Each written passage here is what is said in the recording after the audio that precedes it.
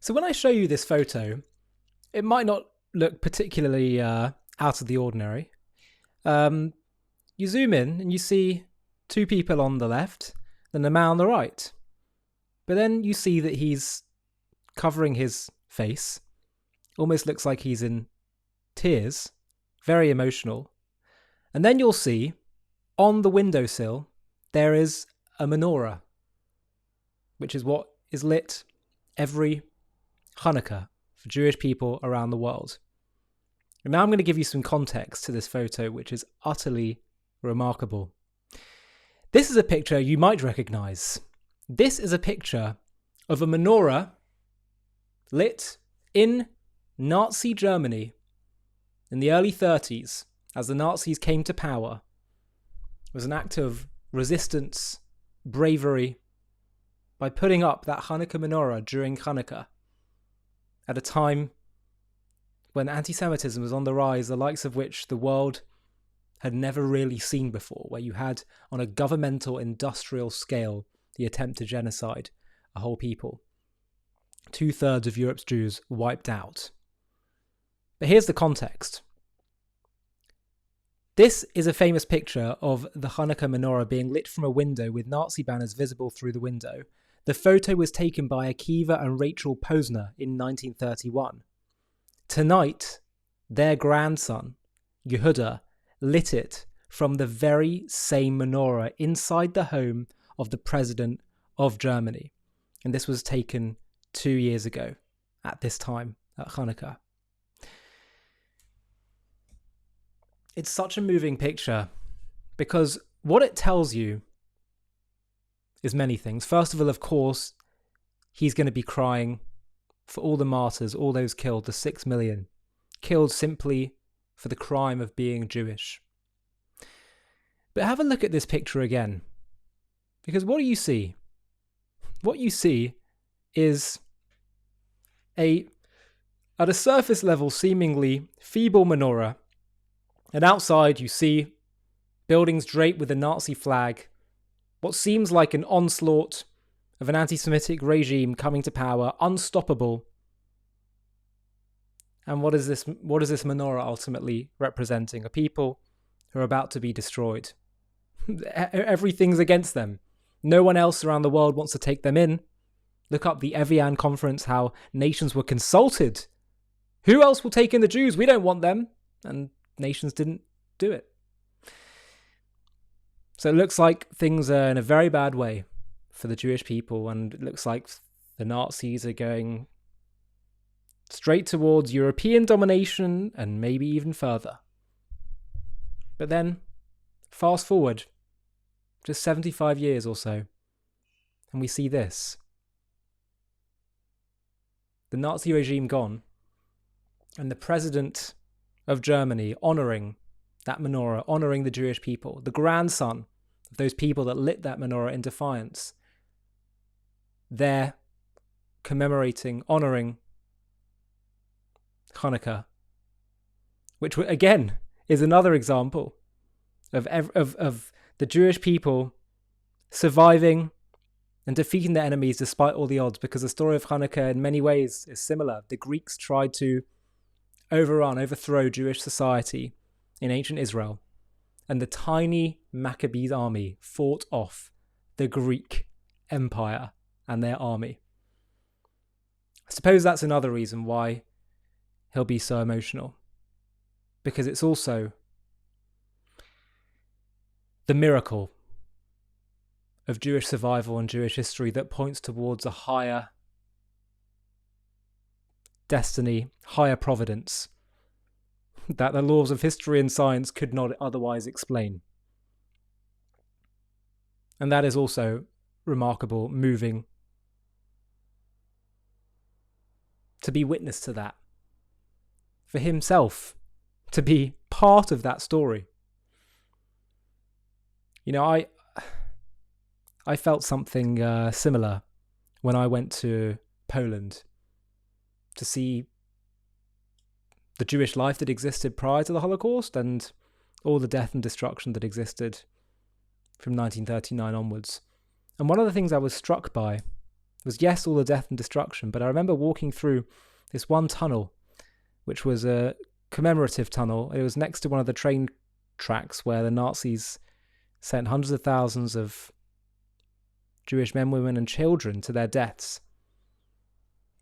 And we saw on the walls, they had the list that the Nazis had of all the people they were sending to their deaths, with names I recognise, Goldstein and Leibovich, Wolfman. And so basically I was looking at all these names, and they all had red lines crossed through them, meaning they'd been sent to their deaths, eliminated. And then we were walking in this line with about 50 other young Jewish students. And we get to the end of this long tunnel, and there's this big hallway. This is a place called Lodz in Poland, or Łódź as it's pronounced in Polish. They had a big skylight, and I remember just looking at all that darkness and then turning towards the light and seeing all our students. We all kind of held hands, got together and sung a song from Tehillim, from Psalms. And I remember just looking back at all the death and destruction. Then I looked forward and I saw all that incredible energy, type of Jewish vitality. They tried to kill us, but they're not here. All these nations and empires, the Jewish people survived against all the odds. And I'm witnessing it. I'm part of that story. We see all these martyrs killed, the giants upon whose shoulders we stand on top of. And to me, I welled up the same way this man is welling up now. Because of the pain, but also because of the miracle. In some ways, it's one of the most spiritual moments I've ever had in my entire life. You can't help but feel the presence of the hand of God when you have just even the slightest objective analysis of Jewish history. Even just look at what's happened in Israel's recent history. All these nations, the whole world against them, Israel alone, as The Economist said. And yet Israel stands. The glory of God manifests through the Jewish people, through Israel. As the Torah says, I didn't choose you because of your size, because of you were many in number. In fact, it's in some ways our smallness in number that helps manifest God. Because when we're so small in number, have all the odds stacked against us, of everyone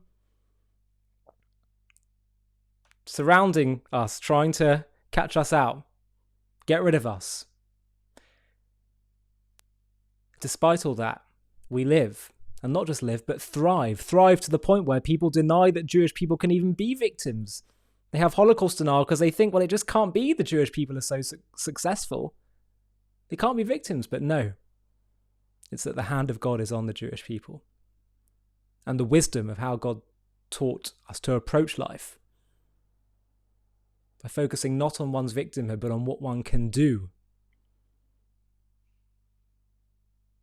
It really is impossible not to look at the story of recent Jewish history, but what Hanukkah represents as well. The triumph of good over evil against all the odds. And it's impossible to look at that and not conclude that there is a higher providence in this world that affects us all. So happy Hanukkah, everyone, and let's keep spreading the light to a world that may be dark, but just with a tiny bit of lightness, the darkness can be eliminated. If you appreciate what we're doing at JTV to share the truth about Israel and create positive associations with the Jewish people and Judaism, I want to tell you something. We are reaching millions every single week across the world, non-Jews and Jews alike. And we have a plan to grow the channel, to accelerate our growth with more presenters and documentaries. And we've launched a campaign in order to make this possible. Have a watch. The world is full of lies. That Israeli Prime Minister Benjamin Netanyahu bear criminal responsibility. The truth is under attack. Which river, which sea? So you don't know the answer. From the media to the UN to celebrities, lies reign supreme. But the thing about the truth is that no matter how dark a room of lies, if you light one candle of truth, it can light up the whole room. That's why I created JTV, the global Jewish YouTube channel. We have been lighting the flame of truth on social media. We believe that the key to defeating anti-Semitism isn't just in fighting the hate, but it's about creating pro-Semitism and sharing the truth. There's nothing inevitable about anti-Semitism. We just need to tell our story with confidence, pride, and love. We believe that telling the truth, exposing the lies, and sharing the wisdom and beauty found within the Jewish story and the ideas of Judaism can transform the world. We're reaching millions of people all around the world from all backgrounds and perspectives. Every day we are transforming people's views about Israel, Jews, and Judaism. How do we know? Because they tell us. But there's so much more we can do. It's time for us to build a team to accelerate our growth and produce way more content that can appeal to even more people. We want to hire more presenters, start doing documentary series, and way more. And if we do that, JTV will start competing with the other big media players who peddle anti-Israel narratives. And that's where you come in.